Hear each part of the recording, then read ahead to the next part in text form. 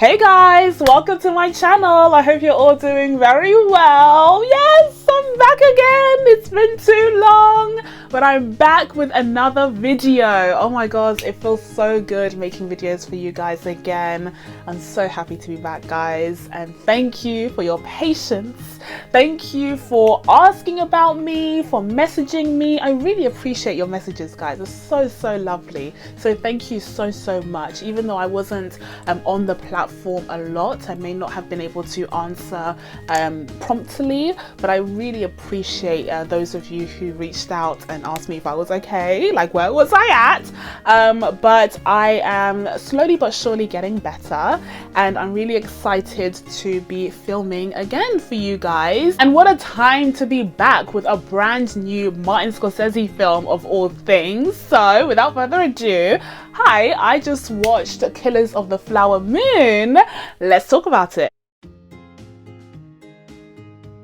So yes, Killers of the Flower Moon was directed by Martin Scorsese, and this film stars Leonardo DiCaprio, Lily Gladstone, Robert De Niro, Jesse Plemons, amongst others. Now this is a film that lots of people were excited for, including myself, because of course Scorsese is one of the greatest directors working today, and his films tend to be a pretty big deal. Having said that though, I am not the world's biggest Scorsese fan, I'm afraid to say. I haven't really watched a lot of his stuff, unfortunately.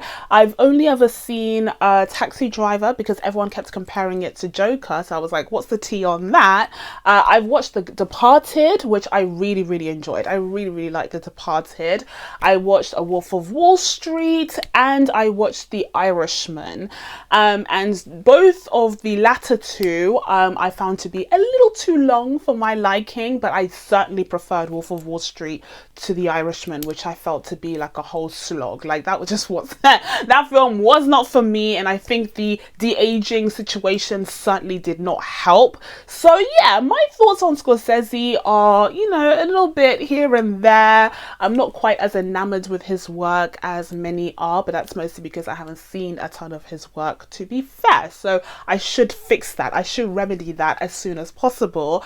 But I'm starting to with this film, which is the first Scorsese film that I've watched in cinemas. So Killers of the Flower Moon is centered on the real life story of the Osage people who were living in Oklahoma in the early 20th century. They had been driven out of other places, their actual land in America, and they were forced to seek refuge in Oklahoma, but they struck gold, or rather oil, on their land, and that brought them a lot of wealth and prosperity. They ended up being extremely rich from the oil that was found on their land. Now, unfortunately, with all of this wealth and prosperity came a lot of tragedy, as there were a string of murders that were starting to be experienced in the community. Members of the community were being found dead left, right, and center, and that was all to do with the wealth and the power that the Osage people had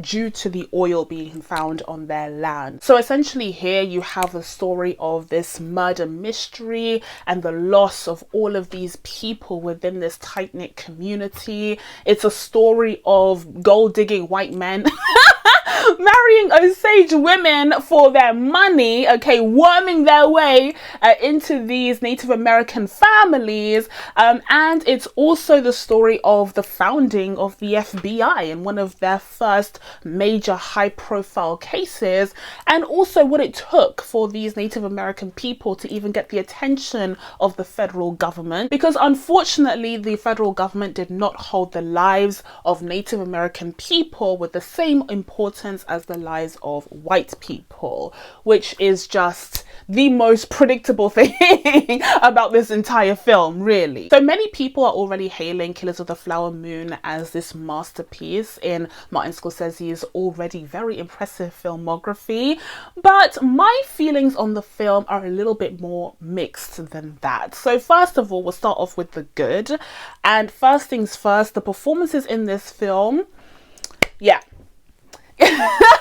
Yeah, you can tell that every single actor on this cast with perhaps one exception. Every single actor on this cast absolutely understood the assignment when they received a script by Martin Scorsese, and they were called upon by one of the greatest directors of all time. Like they understood what needed to be done, and they did exactly what needed to be done, because these performances were brilliant, especially Lily Gladstone, who was already getting a lot of praise for her performance, and rightfully so, because she is brilliant. Her role was a little bit more quiet and reserved than I thought it would be, but she still delivered such grace and poise and a sense of like regality with the character of Molly Burkhart, who is this very wealthy Osage woman who is due to inherit even more wealth because of her family's fortune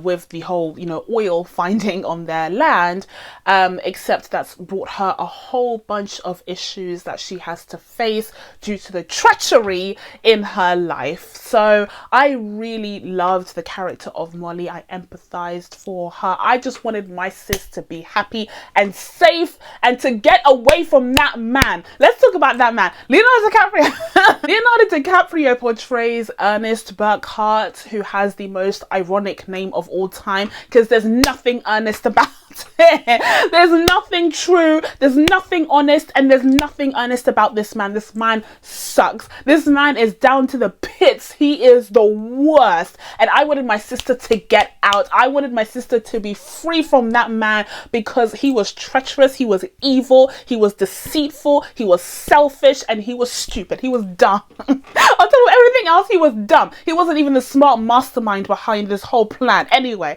so Ernest Burkhart is truly just the grimiest, slobbiest man, but he is perfectly portrayed by Leonardo DiCaprio, who is able to deliver a performance that makes you sneer, that makes you tut and roll your eyes. Like you don't feel bad for this man. No one with two good brain cells rubbing together in their brains should feel bad for that man, because despite what he says, despite what his face is saying, what he's doing is very much on the contrary. What he's doing shows just how evil he is. So you shouldn't feel bad for him for even a second. Okay, Leonardo DiCaprio's performance definitely delivers on that.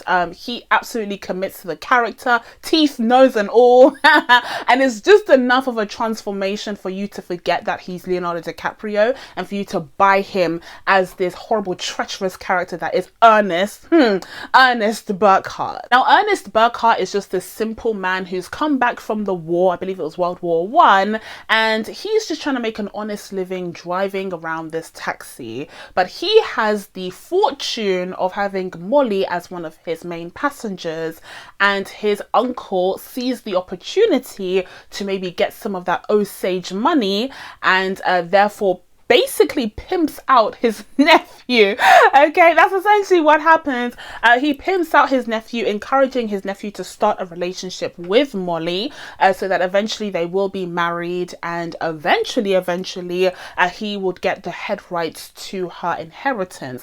And to speed things up along, he and his brother and their conniving little gang of horrible, terrible white men okay, have decided to go on a murdering spree, literally killing members of the Osage people in order to ensure that that inheritance falls on their laps. And unfortunately, Molly's family falls prey to this as well, with her sisters falling ill and dying way before they were due to, way before their time, and her ending up with, all of the inheritance in theory, which would then pass on to Ernest should something happen to her. And oh, so much happens to her in this film. Again, I just wanted my sister to be free from that man, because he was just literally, he was poison. He was literal poison, and the things that he did to her were just paramount to the worst kinds of abuse. All these different kinds of abuse, emotional, physical, mental, everything about this was just horrific. Now, aside from Lily Gladstone and Leonardo DiCaprio, another phenomenal performance in this film is definitely Robert De Niro. Now, I don't know if you guys have heard of this guy. I don't know if if you guys have heard of this Robert De Niro character, but that kid, he's got something. Okay, he's got something about him. He could be going places, that little kid. Yeah, no, Robert De Niro is great in this as this fake, oh so fake, villainous character who shows a completely different face to the Osage community, trying to worm his way in there, presenting himself as the good white man, you know, a good friend to the community. He even knows the language, and he convinces them that everything that he does is for their benefit. But behind the scenes, okay, behind the curtains, you see his true face, and you see that he is this evil, villainous man who will do whatever it takes to siphon that Osage fortune into his hands. And so he has this whole gang of miscreants to rely on to help him with his grand plan of getting all of this money from these Osage families. So here you have Robert De Niro playing several layers of this character. You have, you know, the front that he presents to the Osage community, which is charming, which is this like paternal figure in the community. He's the good guy who wants to look out for them. But then on the other side, you also have that conniving spirit that he shows more and more of as the film goes on. But then you have these different like versions of the character that he presents to different people. For instance, the way that he is with his nephew Ernest, even though he's showing more of a truer side of his face, one of his many faces to Ernest, there's still a layer of deception when he's interacting with Ernest, because he's also playing him. He is convincing Ernest that, you know, he has his good intentions at heart, but in reality this man is deeply selfish. He doesn't care about the family. He wants the money in his own hands, to the point where he even has Ernest sign away his rights. Idiot! He has Ernest sign away his rights to his wife's family's fortune, so that it could go to his uncle should anything happen to him. You see what this man has done to the whole community. Dummy, absolute dummy. Okay, Ernest, I'm telling you, just nothing redeemable about this character. But anyway, so there are several layers to this character that Robert De Niro is tasked with portraying, and he does an exceptional job on all fronts. But aside from the main trio, we had phenomenal performances across the board from this cast, particularly the actresses who portrayed the sisters, Molly's sisters. They were great, especially the actress portraying Anna. She was really, really phenomenal. But everyone came to work, okay? When Martin Scorsese comes a calling, you make sure that you're doing the actoring, except for perhaps, and I'm not going to harp on this because I've seen a lot of people talk about it and I don't want to like add to the negativity, but Brendan Fraser's performance in this film was interesting. It took a little bit of getting used to. I will admit, when I first saw him in the courtroom and when he first opened his mouth, I thought he was just he was a few notches too high, you know, too on. And it was a bit of a different vibe to what we were used to from everyone else in the film. For instance, John Lithgow melded so brilliantly in his role that it took me several scenes for me to even realize it was John Lithgow. You see the talent, you know, like I genuinely did not recognize him. He was unrecognizable in the role, and that's because of the nature of the role. He didn't want to be seen as John Lithgow. He was just, you know, the prosecutor, you know, trying to go against William Hale, and he did a phenomenal job. So yeah, it took me several scenes to even realize it was John Lithgow, whereas in the case of Brendan Fraser, like he just seemed a little bit out of it when it came to the tone, when it came to the level of onness. But otherwise, everyone in this cast just gave a phenomenal performance, and it just felt so authentic to the world that they created. All right, but aside from the performances, another thing that I really enjoyed about this film was tackling the subject matter. You know, I often, when I make videos, talk about how important it is to have representation in Hollywood. This is something that I'm really passionate about, guys.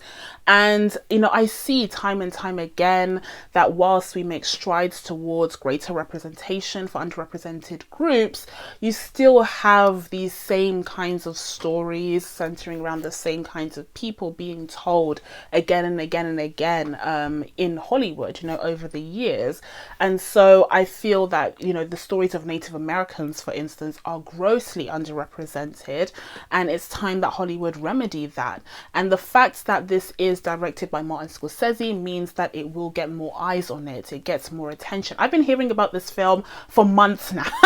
It literally just came out, you know, in wide release, but I've been hearing about Killers of the Flower Moon for months, since the beginning of the year, and it's because it's a Martin Scorsese film. And so even though I have mixed feelings about this, you know, Italian American man making this film about Native Americans and this huge moment in their history, the fact that he is Martin Scorsese, having this like grand name attached to this project, is very beneficial to it as well. And so you have to kind of take the positive with the negative. Ultimately, I think he created a great film. Spoiler alert for my review. I think he created a great film, and so he did justice to the story the way that he could. But even Martin Scorsese has his shortcomings. For instance, I remember reading a few months back this like interview that he did where he talked about how the initial versions of this script had too much of a focus on the wrong people. Basically, he was telling the story too much from the perspective of Ernest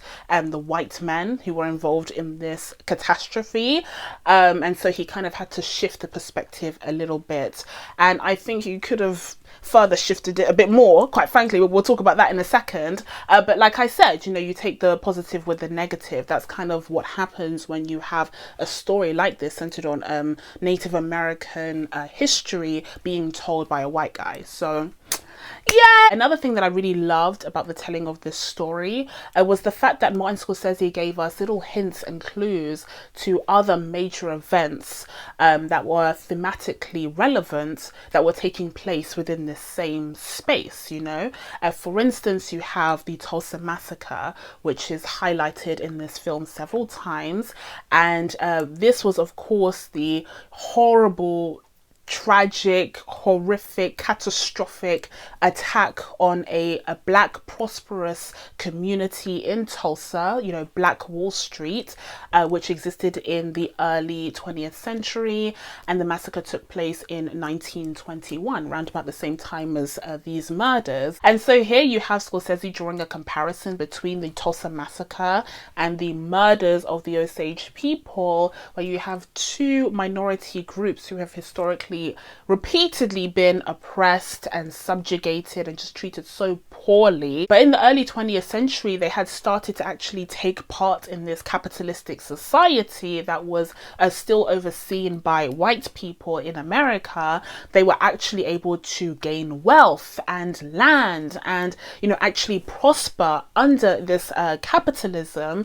And this was something that a lot of white Americans did not want to see. And so in the case of Tulsa, you have this prosperous black community that was burned to the ground, along with so many people who died by the KKK and by the extremely racist, horrible members of the white community surrounding that area. And then in the case of the Osage murders, again, prosperous Native Americans who were able to gain a lot of wealth because of the oil on their land, but white people surrounding them hated to see it. Okay, they hated to see it, and so they ended up killing members of that community. I think this was a really smart and important comparison to make, not only because this was happening at roughly the same time in exactly the same state, but also just time-wise, this is like a precursor to the Great Depression, which takes place in the 1920s to the 1930s. And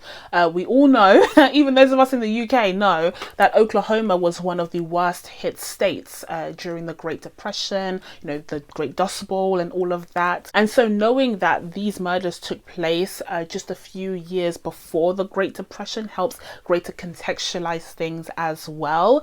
But also seeing how this kind of sentiment, this kind of jealousy and envy and quite honestly white fragility was affecting not only the Native Americans but the Black community in the US at this time as well. It also helps to set the scene for the America that these murders took place in. So story-wise, this film was really interesting, and I really got sucked into the story and the history of what happened to the Osage people in the early 20th century.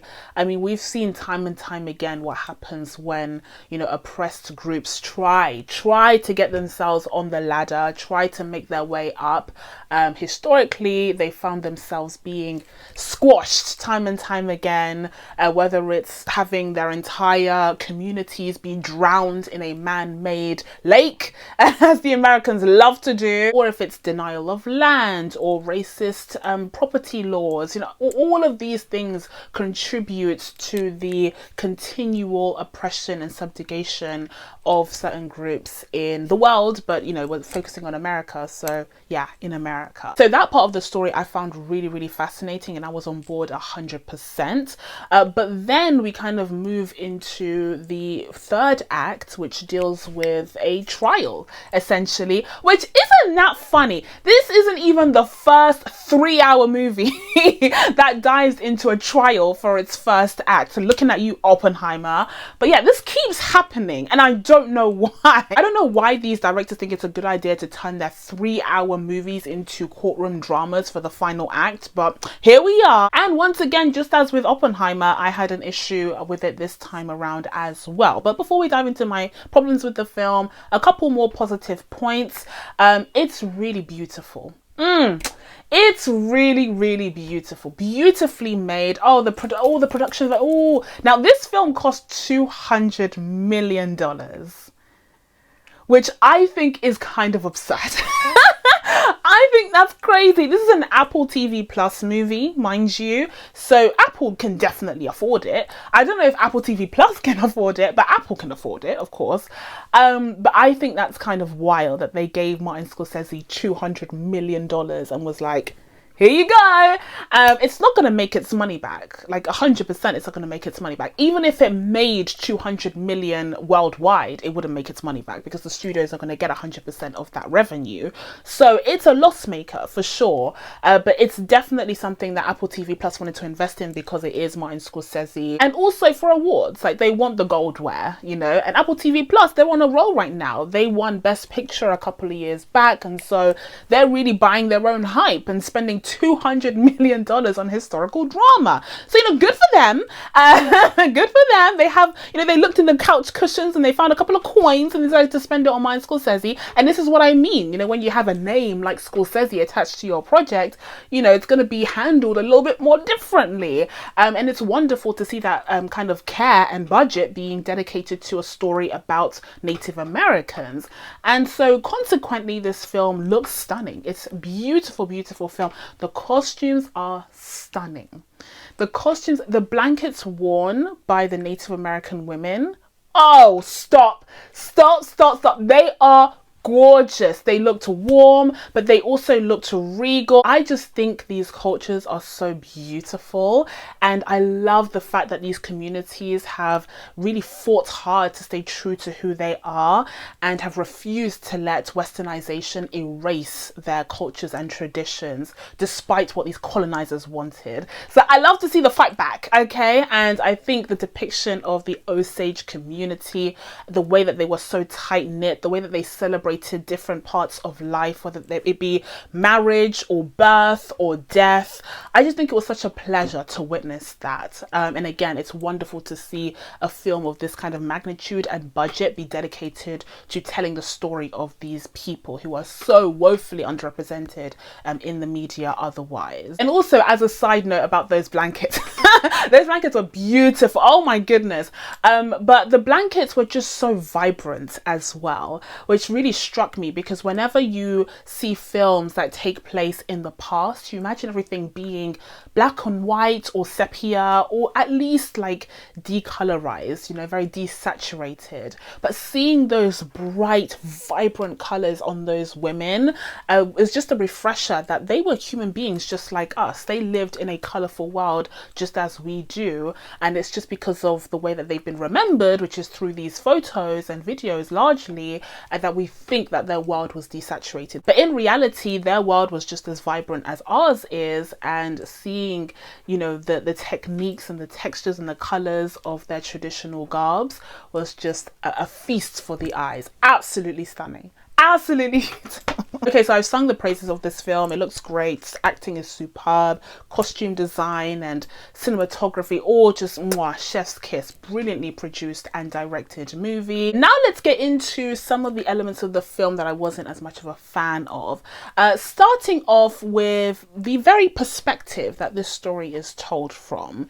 I don't love that it's told from Ernest's perspective, quite frankly. Now, I did hint earlier on that I thought Lily Gladstone's role in this film would be larger, considering the praise that she got for her performance. And though she completely deserves that praise regardless, I still think that this story should have been told through Molly's perspective. I think it's so bizarre that we spend so much time with Ernest. Like, he's the last person we should be spending time with. Now, I understand Ernest is in on the con. You know, he is this middleman who falls in love with Molly, sure, but what they have isn't real love, because he was prepared to annihilate her entire family for money. So to me, that's not even real love. And he keeps saying, oh, I love you, I love you.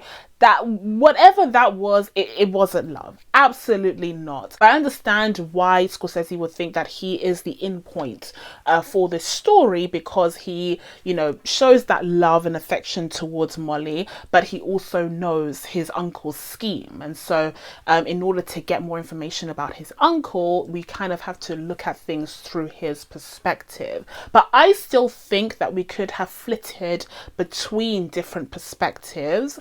I don't know how he would have done that. Ask Christopher Nolan. Actually, no, don't ask Christopher Nolan, because I critiqued the way that he flitted between perspectives in Oppenheimer. So don't do that. Instead, ask Ridley Scott. Yes, ask Ridley Scott, because Ridley Scott came out with this little film that no one saw a couple of years ago called The Last Duel, which starred Jodie Comer, Matt Damon, and Kylo Ren, whose name is Adam Driver, of course, Adam Driver. I thought that film was brilliant, by the way. More people should have seen it. It was a huge flop, unfortunately, but it did such a brilliant job of portraying a story through the eyes of different characters who had certainly different perspectives. I think something like that would have benefited this film as well, so it didn't seem so much like a story being told through Ernest's eyes, because unfortunately by the end, Molly's character kind of receded into the background as she became nothing but an ailing wife character who was being poisoned by her treacherous,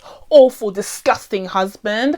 And I don't know, I just wanted to see more from her. I wanted more autonomy from her throughout the film, especially because what we saw at the beginning was so promising, and she had that kind of regality to her that I wanted to see more of.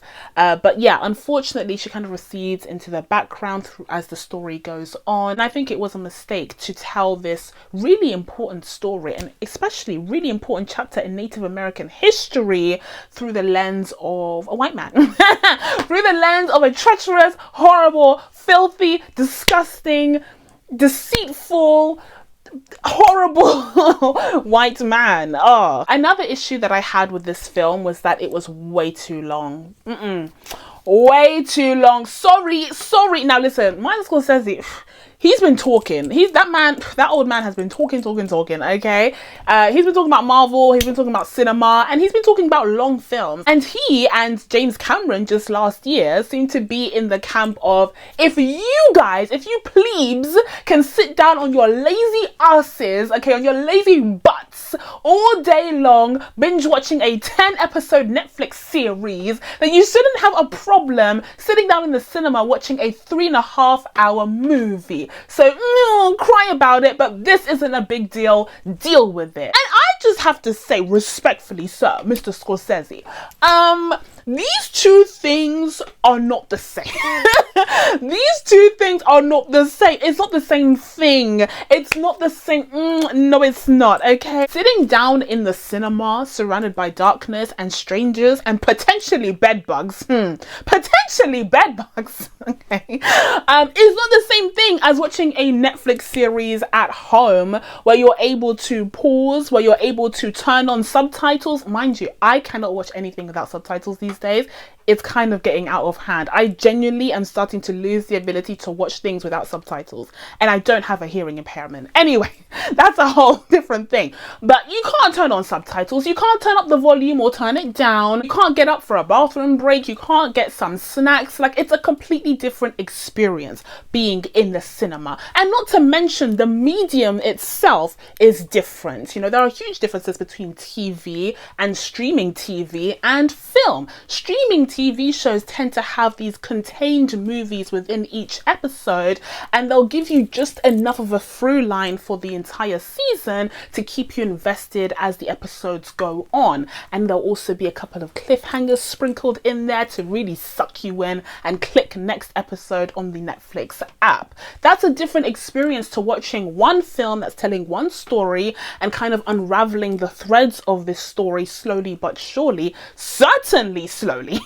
and certainly surely in the case of Martin Scorsese, to the point where it's taken 3.5 hours to get to the end, and the end still somehow feels rushed, which is bonkers. But yeah, I would say that those two things are very different, and I'm sick and tired of these directors acting like it's not. Clearly they don't binge watch anything, because if they did, they would know there's a huge difference between binge watching a 10-episode Netflix series versus sitting there in the cinema, okay, not even in your own home, in the cinema, watching a 3.5 hour movie. So all that's to say that yeah, this movie was too long. This movie was way too long. Abolish the 3-hour movie. Abolish it now. It was all fun and games when it was Avengers Endgame, but now all these other auteur directors are trying to do it, and it's like, no. No. And again, the ending ended up feeling rushed, because in the end you just have Martin Scorsese himself coming up and summarizing what happens to the characters after the trial. So it's like,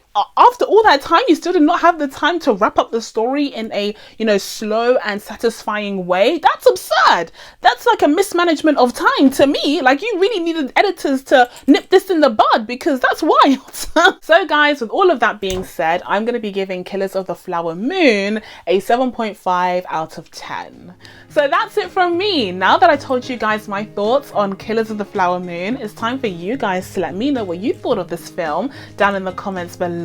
Please be sure to subscribe to catch new videos coming up. They will be coming up. I promise. Thank you guys so much for watching. Oh, it's good to be back. It's really good to be back. I really appreciate it. I'll see you in the next one. Bye.